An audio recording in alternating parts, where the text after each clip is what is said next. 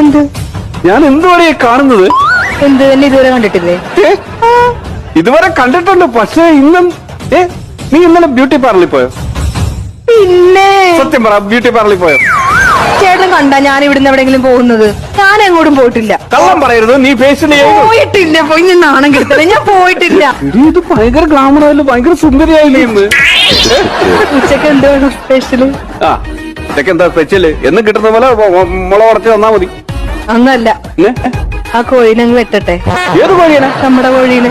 അത് മുട്ട കിട്ടുന്ന കോഴിയല്ലേ? 6 രൂപ കൊടുത്ത ഞാൻ കടയിൽ നിന്ന് മുട്ട കിട്ടിയല്ലേ, പിന്നെന്താ? 6 രൂപ? 6 രൂപ കൊടുത്ത ഞാൻ